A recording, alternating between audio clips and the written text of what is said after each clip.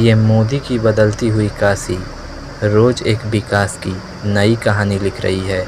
आज बनारस की पहचान धार्मिक, सांस्कृतिक और साहित्य के साथ अब जल्द ही एक औद्योगिक हब के रूप में होने वाली है, क्योंकि शीतल पेयजल, कैंपा और ओसवाल जैसी राष्ट्रीय स्तर की कंपनियां अब निवेश करने जा रही हैं।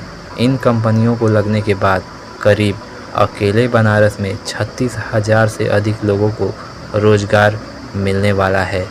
जी हाँ, इसके अलावा राजा तालाब में कपड़ा स्टिचिंग और सेवापुरी में एथेनॉल की कंपनियां भी शामिल हैं, जो करीब 1,000 करोड़ रुपए का निवेश करेंगी। हालांकि आपको बता दें कि 50 से भी अधिक निवेशकों की ओर से करीब 11,388 करोड़ रुपए का निवेश किया जाना है। इसमें डीएम ने उद्योगों को रफ्तार बढ़ाने के लिए उद्योग विभाग से पिछले वर्षों में हुए एमओयू के क्रियान्वयन की रिपोर्ट भी मांगी है। उन्होंने बताया है कि लोगों को रोजगार देने के उद्देश्य से कंपनियों को उद्यम लगाने में सभी प्रकार के सहयोग किए जाएंगे। हालांकि जमीन अधिग्रहण से लेकर एनओसी आदि में कोई दिक्कत नहीं होने दी जाएगी।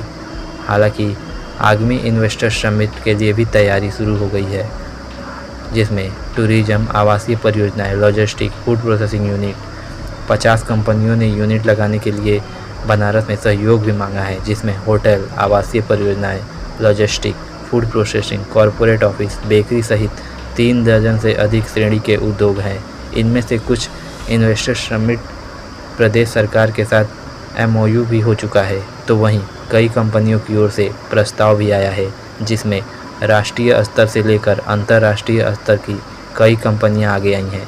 उनके लिए ज़मीन आदि के लिए अब सर्वे भी शुरू हो चुका है। हालांकि कैंपा का करखियाओं में 1,300 करोड़ का एक निवेश करेगी। शहर के एक उद्यमी की ओर से करखियाओं स्थित यूपी सीडा की ज़मीन पर 1,300 करोड़ रुपये से शीतल पेयजल कैंपा की यूनिट लगाने का प्रस्ताव लगभग तैयार हो चुका है। इसमें दस्तावेज के संबंध में काफ़ी काम भी हो चुका है। आपको बता दें कि जुलाई के और अगस्त के बीच काम शुरू भी हो जाएगा। तो वहीं स्टिचिंग और एथेनॉल बनाने की कंपनी का उद्घाटन पीएम मोदी या फिर मुख्यमंत्री योगी आदित्य के हाथों भी हो सकता है। यानी साफ है, बनारस जिस रफ्तार से उद्योग लगाने की रफ्तार में आगे बढ़ रहा है, वो दिन दूर नहीं जो बनारस की पहचान एक औद्योगिक शहर के रूप में होगी। और बनारस की जीडीपी कई मामलों में बहुत सारे शहरों को पीछे भी छोड़ देगी आने वाले समय में।